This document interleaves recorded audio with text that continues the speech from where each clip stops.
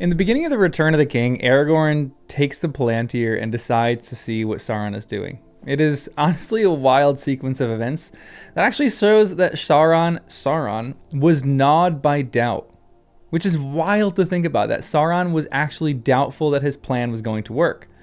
But this whole Palantir story is so interesting because in the book, it is a little bit different from the movie, and I think it's actually a lot a bit different from the movie. But I have a lot of confusion over it that I just kind of want to rant over in this video, because I am reading this for the first time and I'm publishing my thoughts as video essays. So you should subscribe if you'd be into that sort of thing. But I actually want to talk about Aragorn's use of the Orthanc Palantir.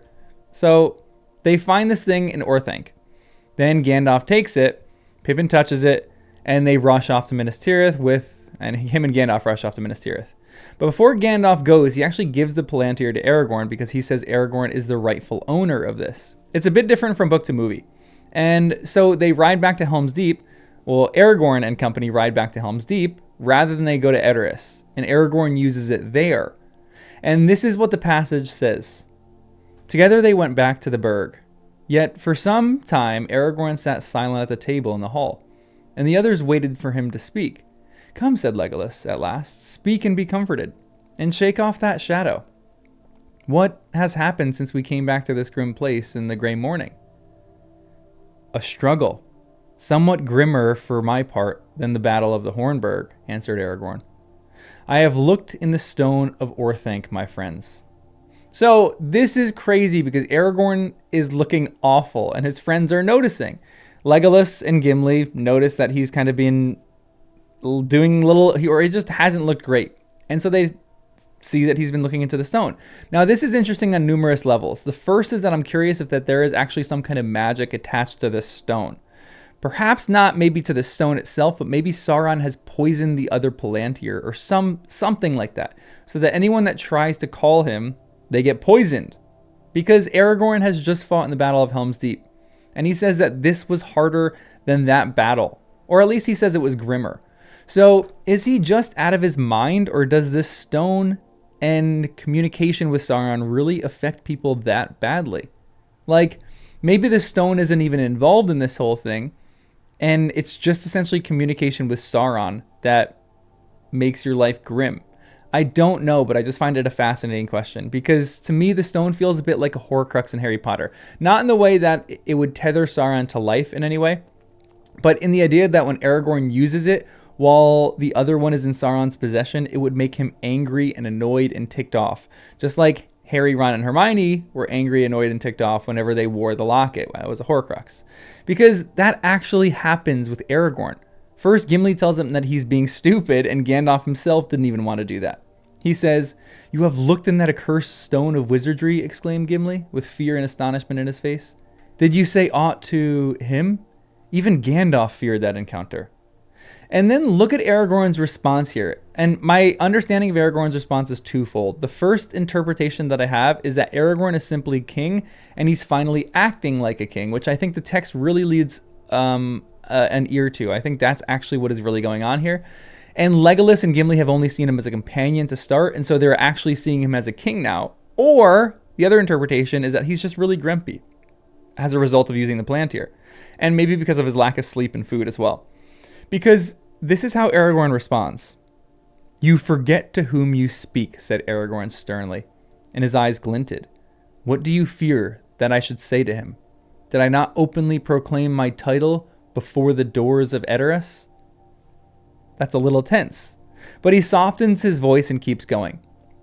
"Nay, Gimli," he said in a softer voice, and the grimness left his face, and he looked like one who has labored in sleepless pain for many nights. "Nay, my friends, I am the lawful master of the stone, and I had both the right and the strength to use it, or so I judged. The right cannot be doubted. The strength was enough, barely. I mean, I am prone like anyone else to have a big mood change, but this is Aragorn, son of Arathorn. He just seems above that. But it also kind of comes out of nowhere that he is dealing with this mood change. Aragorn almost forgets who he is talking to for a moment, but then he remembers it, and so he softens his voice. But it's also so fascinating that he is really struggling with this communication. But I think Aragorn here has fully accepted his role as king, and I think that's the biggest part of this text. And he is convinced and he knows that there is no turning back now. And this is something that a lot of people from book to movie talk about, that they say Aragorn is a reluctant king in the movie, but he's not a reluctant king in the book. And while I agree with that, I actually think that there is maybe a smidge, not necessarily of reluctance, but of nerves when Aragorn is going to the throne. Like when he goes through the Argonath men, he is ready to be king. And it's like the king is receiving his crown again, going through the Anduin on the or going through the Argonath men via the Anduin. He is so kingly in that moment. And there's a few other moments that people recognize him as king, but Aragorn knows that he needs to take difficult paths in order to be king. And I think he's nervous of doing that, and he doesn't really want to do that. So I think this is actually the moment where he's like fully accepted his role as a king. I don't think he's a reluctant king like the movies, but I actually think there is maybe a smidge of reluctance in him. But he goes on, and I want to analyze this line by line, so bear with me a little bit. He drew a deep breath. It was a bitter struggle, and the weariness is slow to pass. So he's exhausted from this, but why was it such a bitter struggle? I mean, I've had a bad Zoom call or a bad FaceTime before, but what is it exactly about this that is such a bitter struggle for him? I spoke no word to him, and in the end I wrenched the stone to my own will. Now this is wild. So they have a video call, and they speak no words. What are they doing? Having a staring contest. This makes me actually think that the Palantir has some kind of darker magic attached to it that was put on it by Sauron that Aragorn is essentially reclaiming because he wrenches the stone to his own will. Like the stone isn't in his own will or possession. Like, I don't know, maybe the stone I am just confused why he's wrenching this to his will. Maybe that Sauron has long distance poisoned the other ones. Perhaps this is the reason why Saruman fell in the first place. He didn't have the possession of the stone. And would he have had the possession of it or wrenched it to his own will, maybe he would have been okay. And are all who are in possession of the stones just simply pawns to be used by Sauron? Or people who think that they can gain power and therefore they lose it to Sauron, who is the ultimate power? I don't know. I really don't know what Sauron's endgame is with these Palantir. It just seems strange if these are just simply communication devices. Like everyone keeps describing them and they say, oh, this is just like a Skype call or a Zoom call. But I call BS on that. And I think there is a lot more that I really don't know about these stones. I want to know where the rest are.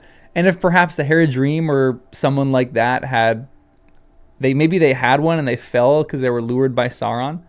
But I just don't think that these things are as simple as just communication devices in the Third Age. Perhaps that was the original intent. Maybe the First or Second Age, they actually were just communication devices. But now it seems like there's darker magic attached to these things. And there's some kind of poison that Sauron is leeching into the rest of these.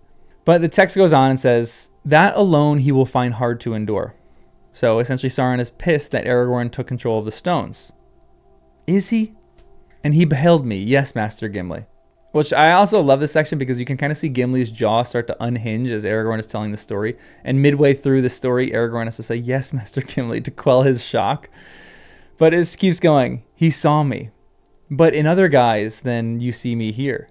Which again is a weird section. Is guise just simply an outfit, or is Aragorn walking around disguised from Sauron? If that will aid him, then I have done ill. But I do not think so. How would Aragorn showing his true self aid Sauron? Perhaps now he knows his target and who he will need to kill, but he would have had known that already, no? Maybe Aragorn is simply playing his cards at this moment. To know that I lived and walked the earth was a blow to his heart, I deem, for he knew it not till now. I guess this answers my previous question, but I also guess the guy whose ancestors cut your ring off and almost conquered you does have a great-great-great-grandson. I'd be pretty mad about finding that out too. I also find this so interesting for what it says about Sauron and what the final line says about him. That it was a blow to Sauron's heart to find that Aragorn is alive and walks the earth. It's also interesting how Aragorn remained hidden for essentially 80 years, protecting the Shire with his other rangers. The eyes in Orthanc did not see through the armor of Theoden, but Sauron has not forgotten Isildur and the sword of Elendil. I don't understand why it would be important for the eyes to see through the armor of Theoden, to see his weakness, to just see him naked or something. I also kind of love Aragorn showing him the sword and Sauron getting a bit scared in this moment because of it. Because the last section says this: "Now in the very hour of his great designs, the heir of Isildur and the sword are revealed, for I showed the blade reforged to him. He is not so mighty yet that he is above fear. Nay, doubt ever gnaws him." So Aragorn shows him the sword and he gets a little scared. Aragorn sensed his fear, which is wholly new to me, to be seeing Sauron in some kind of like corporeal form, again, because I don't subscribe to the movies here and that he is just this eye wreathed in flame. That is the logo of Mordor, but I actually think Sauron has some kind of form because he actually physically tortured Gollum himself. And so Aragorn communicating with him this way and him being able to sense that he is fearful and doubting is such an interesting part. And it's such a change in the character of Sauron, because it honestly makes him more terrifying at this moment, because he kind of feels like he's a tiger backed against a wall, which maybe isn't the greatest analogy, but I think it's a little too late and I really can't think of one better than this. But after this, Aragorn sees the plight of Minas Tirith and realizes that he must take the road of the dead with Legolas, Gimli, Arwen's twin brothers, and 30 of his Dunedain rangers. It's the coolest thing ever. But goodness, do I have some questions about the Palantir and its uses. I want to know what the appendices and the rest of the things that Tolkien wrote about these devices really say, because I kind of want to write an essay on Tolkien's view of technology, which I think this is kind of what it is, and what his view on the future is. But that's for another day. This is all just a rant on all my feelings about the Palantir and just the coolness of this section, but just the intrigue that I felt for what the Palantir are doing and really what is going on. It's a really interesting passage of the Return of the King, but I hope you enjoyed this video. If you did, make sure you like it and also subscribe for more of my thoughts as I read through this for the first time. And as always, remember to look toward Numenor that was, and beyond to Elvenhome that is, and to that which is beyond Elvenhome and will ever be. I'll see you in the next one.